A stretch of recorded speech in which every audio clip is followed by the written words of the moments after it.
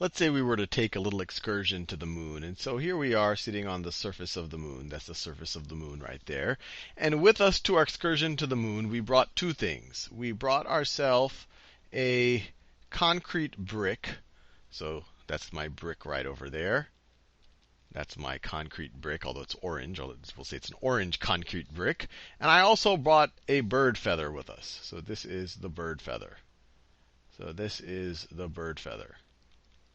And then my question to you is, if I were to hold both the brick and the bird feather at the same time, and I were to let go of both of them at the same time, and ask you which one of them would hit the surface of the moon first, what would you say?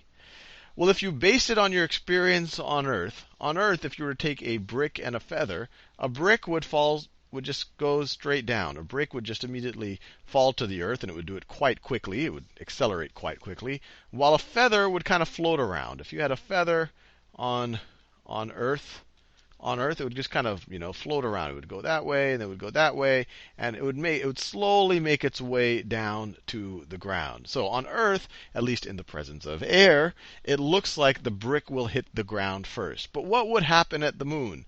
And what's interesting about the moon is we have no atmosphere.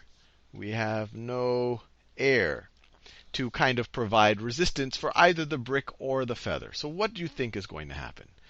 So your first temptation would say, well, let's just use the law, the universal law of gravity. So what is the force of gravity on the brick? So the force on the brick, well, you could calculate that out. The force of gravity on the brick is going to be equal to big G, times the mass of the moon. I'll say that's m for mass, and then the subscript is lowercase m for moon. The mass of the moon times the mass of the brick, divided by the distance between the brick and the center of the moon squared. So this is the distance between the brick and the center of the moon, and you square it. Fair enough. That's the force on the brick. What's going to be the force on the feather? The force due to gravity on the feather. Or another way to think about it, the weight of the feather on the moon. So what is the force on the feather? We'll do the same calculation. The force on the feather is going to be equal to big G times the mass of the moon, times the mass of the feather, divided by the distance between the center of the feather and the center of the moon squared. That's the distance, and then we square it. So if you look at both of these expressions, they both have this quantity right over here. G times the mass of the moon divided by the distance between this height and the center of the moon squared. So they both have this exact expression on it. So let's replace that expression. Let's just call that the gravitational field on the moon. So if you apply this number by any mass, it'll tell you the weight of that object on the moon, or the gravitational force acting downward on that object on the moon. So this is the gravitational field of the moon. So I'll just call it G sub m. And all it is all of these quantities combined. So if we simplify it that way, the force on the brick due to the moon is going to be equal to that lowercase g on the moon. Normally we use this lowercase g for the gravitational constant on Earth, or the gravitational field on Earth, or sometimes the acceleration of gravity on Earth. But now we're referring to the moon. That's why this lowercase subscript m is doing for us. So it's equal to that times the mass of the brick. For the case of the feather, the force on the feather is equal to all of this business. So that's the g sub m is equal to g sub m times the mass of the feather. So now, assuming that the mass of the brick is much greater than the mass of the feather. So we're going to assume, which is a reasonable thing to assume, that the mass of the brick is greater than the mass of the feather. What's going to be their relative forces? Well, here you have a greater mass times the same quantity. Here you have a smaller mass times the same quantity. So if the mass of the brick is greater than the mass of the feather, it's completely reasonable to say that the force of gravity on the brick is going to be greater than the force of gravity on the feather. So if you do all of this and everything we've done to this point is correct, you might say, hey, there's going to be more force due to gravity on the brick, and that's why the brick will be accelerated down more quickly. But what you need to remember is there is more force that's being gravitational force on this brick, but it also has greater mass. And we remember the larger something's mass is, the larger its mass, the less acceleration it'll experience for a given force. So what really determines how quickly either of these things will fall is their accelerations. And let's figure out their accelerations. So we know that I'll do this in a neutral color. We know that force is equal to mass times acceleration.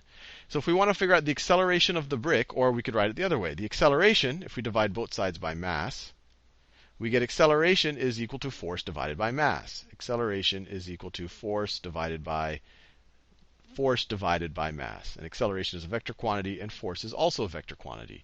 And in this situation, I'll use we're not using any actual values.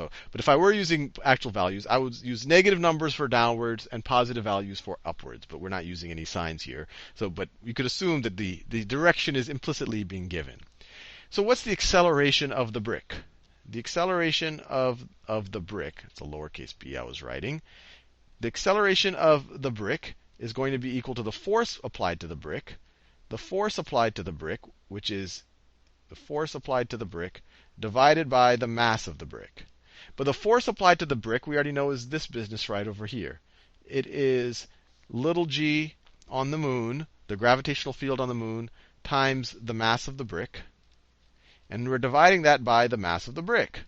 So the acceleration on the brick on the moon, or the acceleration that the brick will experience, is the same thing as that gravitational field expression.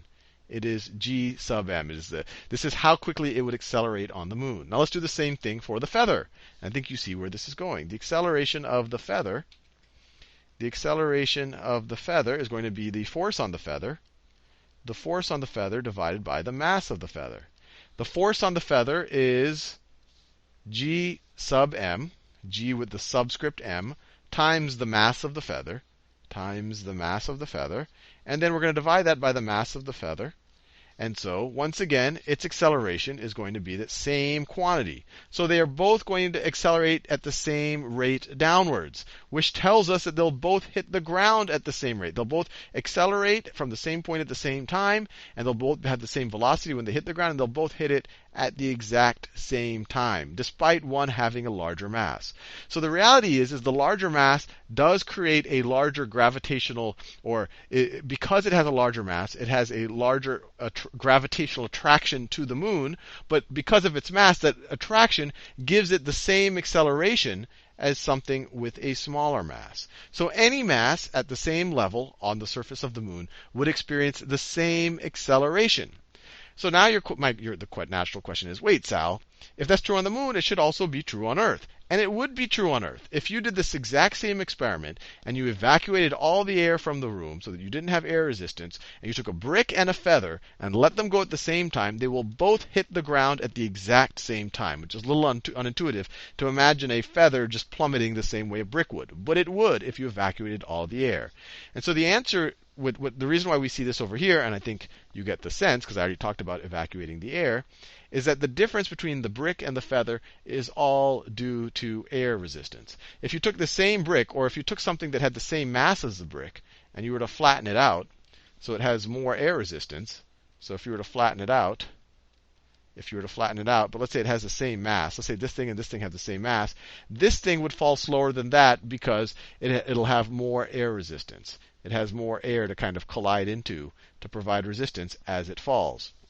And if you took a feather and if you compacted it really, really, really, really, really small, the same mass as a feather, but you made it so small that it could kind of cut through the air, you'll see that it will drop a lot faster. So the real difference between how things fall on Earth, if you had no air, they would all fall at the exact same rate. It's only because of air that they fall at different rates. And the air does two things. For constant pressure, so if you have two objects that have the same shape, the object that is heavier, that has more weight will fall faster because it'll provide more net force against the air pressure. If you have something that has the same weight, the object that is more aerodynamic will fall faster, the one that cuts through, the one that has the least air resistance. And as a little experiment that you can try in the comfort of your own room right now, take a brick, or not a brick, take a book. Take a book like this, and you could drop it, and then you could take another piece of paper, or even a little, postcard or something, and you drop it. And you'll see, of course, a postcard will fall much slower than this book. But what you do is put the postcard on top of the book, so that the book is essentially breaking all of the air resistance for the postcard. And what you'll see is, if you put it on top of the book, and you were to drop it, you'll see that they fall at the exact same rate.